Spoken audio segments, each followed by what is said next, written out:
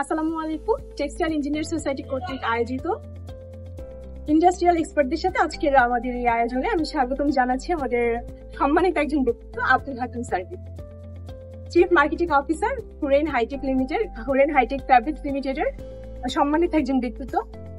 স্যারের সামনে আসলে আমি একটু ভয় পাচ্ছি। স্যার খুবই একজন আমার পছন্দের মানুষ, কারণ বরাবরই স্যারের ইন্টারভিউ নিতে আমি চেয়েছিলাম, তো আজকে সেই সুযোগটা আমি পেয়েছি। তো স্যারের কাছে আজকে আমার কিছু কোয়েশ্চেন ছিল, স্যার যদি অনুমতি দিলেন তাহলে করতাম। আচ্ছা স্যার, টেক্সটাইল মার্কেটিং এ সফল হতে কি ধরনের দক্ষতা সবচেয়ে গুরুত্বপূর্ণ বলে আপনি মনে করেন? একজন টেক্সটাইল গ্রাজুয়েটের সর্বপ্রথম বের করা উচিত যে তার আগ্রহের জায়গাটা কোথায়, কারণ টেক্সটাইল একটা বিশাল সেক্টর এবং এখানে যেই সেক্টর এই বিশাল সেক্টরের যেই অংশটায় আগ্রহ থাকবে সেই জায়গাটায় প্রতিনিয়ত ফোকাস দেওয়া উচিত। আমি মনে করি টেক্সটাইল গ্রাজুয়েটরা টেক্সটাইল গ্রাজুয়েশন শেষ করার পর টেক্সটাইল রিলেটেড জার্নাল এবং বাংলাদেশে যতগুলো টেক্সটাইল মিল আছে তাদেরকে লিস্ট আউট করে তাদের সাথে কমিউনিকেশন কিভাবে এস্টাবলিশ করা যায় এবং টেক্সটাইল নিউজ গুলো শুনতে হবে এবং টেক্সটাইলের যেই জায়গাটায় আগ্রহ আছে ওই জায়গাটায় কন্টিনিউয়াসলি ফোকাস রেখে ওই সেক্টরে যারা প্রফেশনাল আছে তাদের সাথে কমিউনিকেশন এস্টাবলিশ করতে হবে, তাদের কথা শুনতে হবে এবং তাদেরকে কেরিয়ার সিলেকশনে এবং কেরিয়ার ফোকাসে পরামর্শ নিতে হবে। এতে করে আমি বিশ্বাস করি যে যারা টেক্সটাইল গ্রাজুয়েট আছে, ফ্রেশার আছে এবং ওনারা সঠিক সেগমেন্টে যেতে পারবে এবং সেখান থেকে কেরিয়ার ডেভেলপ করতে পারবে, ভবিষ্যতে সফল পাবে। Thank you so much sir. স্যারের কাছে আমার দ্বিতীয় কোশ্চেন, স্যার তো হুরেন হাইটেক ফ্যাব্রিক লিমিটেডে আছেন, তো হুরেন হাইটেক ফ্যাব্রিক্স এর বিপণন কৌশলে কিভাবে ডিজিটাল মার্কেটিং ব্যবহার করা হয়ে থাকে? আমি হুরেন ফ্যাব্রিক্স এর চিফ মার্কেটিং অফিসার হিসেবে আমাদের কিছু স্ট্র্যাটেজিস্ট আছে। এই স্ট্র্যাটেজি গুলোর একটা অংশ হচ্ছে মার্কেটিং সেগমেন্ট। আমরা আমাদের প্রোডাক্টের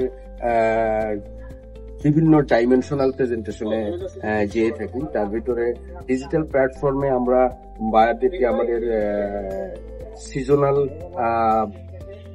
প্রোডাক্টের ইনফরমেশন গুলো বাই ইমেলে জানাই। আমরা আমাদের seasonal material direction, colour direction এবং আপকামিং সিজনকে আমরা কিভাবে ক্যাটার করছি এই জাতীয় মেসেজগুলো আমরা প্রথমে ইমেলে পাই।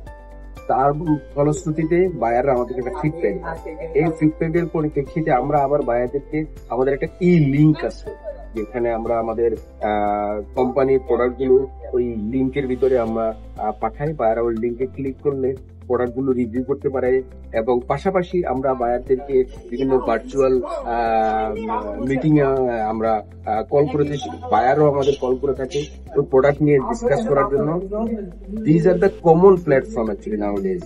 অন দ্য আদার হ্যান্ড বায়াররা আমাদেরকে ওনাদের ভার্চুয়াল শোরুম আছে ভিজিট করার জন্য, আমরাও বায়ারদেরকে ভার্চুয়ালি আমাদের 360 ডিগ্রি ক্যামেরার মাধ্যমে আমাদের শোরুম, আমাদের প্রসেসিং ফ্লোর, আমাদের প্রোডাকশন ফ্লোর রিভিউ করার সুযোগ দিয়ে দেয়।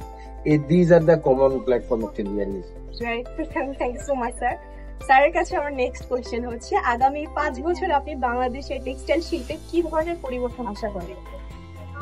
আমি একজন টেক্সটাইল কর্মী হিসেবে আমি মনে করি আমাদের এখনো প্রচুর টেক্সটাইল গ্রাজুয়েটস দরকার এবং আমাদের এই টেক্সটাইল আপনি যদি শুনে থাকেন বা আমি যদি ভুল না করে থাকি, আমাদের এই সেক্টর হচ্ছে বাংলাদেশের রেভিনিউ ইনকামের সবচেয়ে বড় খাত।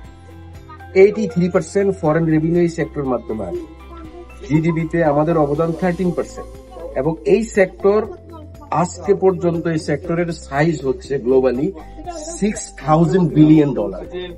আমরা এখন পর্যন্ত এক্সপোর্ট করেছি মাত্র $42 বিলিয়ন। 42 এবং 6,000 ইজ এ হিউজ গ্যাপ।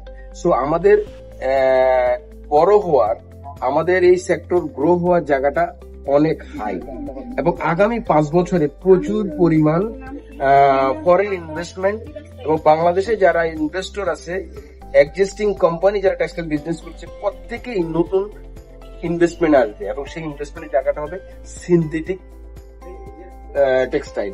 এই জায়গাটায় আমাদের পার্টিসিপেশন এখন পর্যন্ত লেস দেন 1%। সুতরাং আগামী 5 বছরে আমি বিশ্বাস করি এই সেগমেন্টে আমাদের পার্টিসিপেশন নট লেস দেন 10% হবে ইনশাআল্লাহ, এবং এটা বিশাল বড় 10% গ্রোথ মিনস 6,000 বিলিয়নের 75% যা হয় তার 10% হিউজ।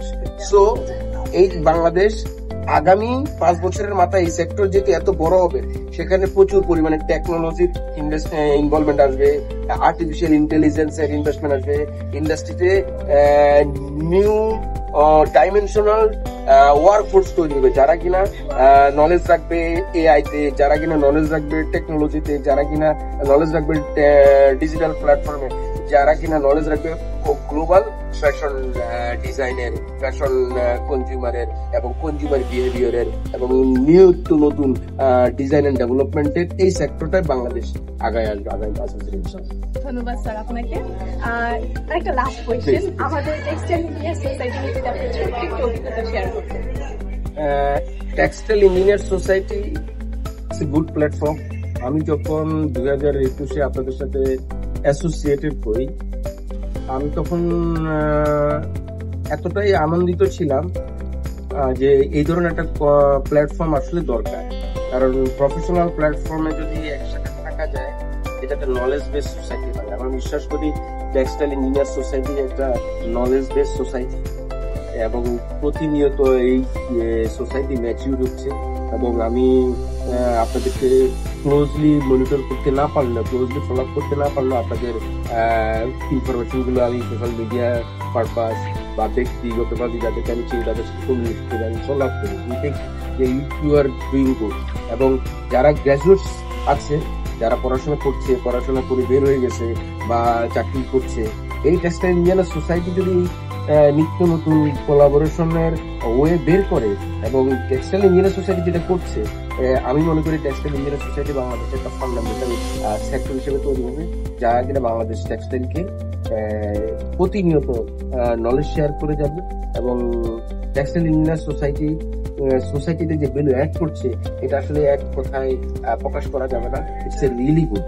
এবং এটা আমি মনে করি টেক্সটাইল ইঞ্জিনিয়ার সোসাইটি নিত্য নতুন ডাইমেনশনে আগায় আসবে, আরো বড় হবে, আরো বড় পরিসরে এই দেশে তাদের অবদান রাখবে, এই সেক্টরের অবদান রাখবে। Thank you so much. Thank you so much sir.